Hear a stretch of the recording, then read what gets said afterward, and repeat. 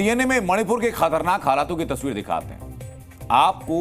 इस वक्त आप लोग घर में डिनर करते हुए सोफे पर आराम से डीएनए देख रहे हैं, लेकिन मणिपुर में कई मैतेई गांव जो है वो डर के साए में है।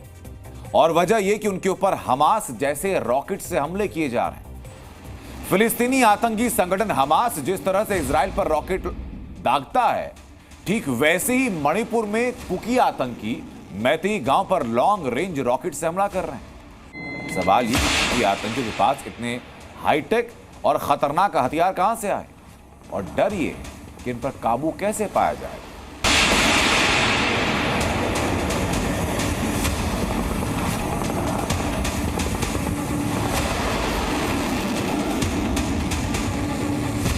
ये रॉकेट अटैक देख रहे हैं आप।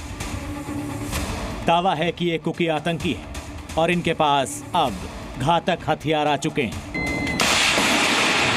जिस तरह से आतंकी संगठन हमास रॉकेट से इजराइल पर हमले करता था, ठीक वैसे ही अब मणिपुर में कुकी आतंकी आम लोगों पर लॉन्ग रेंज रॉकेट से हमला कर रहे हैं।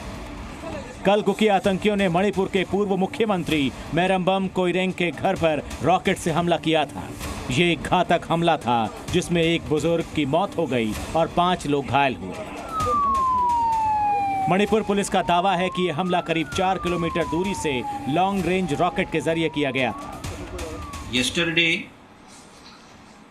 some Kuki militants, they have fired and attacked the fringe areas in between Bishnupur and Churachandpur border. In response to that, combined forces have conducted bombing operations. They have destroyed 2 bunkers which was previously occupied by the militants. इसके अलावा बिष्णुपुर के मोइरांग से 4 kilometre दूर ट्रोंगलाओबी में भी rocket हमले किए गए। इन हमलों में 2 इमारतों को नुकसान पहुंचा। कुकी आतंकियों के पास हाईटेक हथियारों का होना खतरे की घंटी है। कुकी आतंकी अब इतने खतरनाक हो चुके हैं कि वो घातक रॉकेट्स ही नहीं, ड्रोन से भी लोगों पर हमले कर रहे हैं।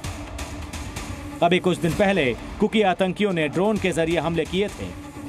ऐसा दावा किया जा रहा है कि कुकी आतंकियों को म्यांमार के जरिए तकनीकी मदद मिल रही है। ड्रोन से हुए हमलों के बाद मणिपुर सरकार ज्यादा सतर्क हो गई।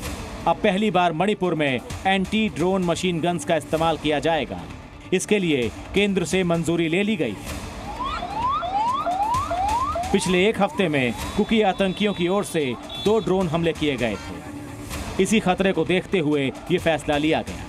फिलहाल मणिपुर में हालात सामान्य करने के लिए पहाड़ी इलाकों में सुरक्षा बलों की 198 कंपनियां तैनात की गई हैं। ब्यूरो रिपोर्ट, जी मीडिया। जी न्यूज़।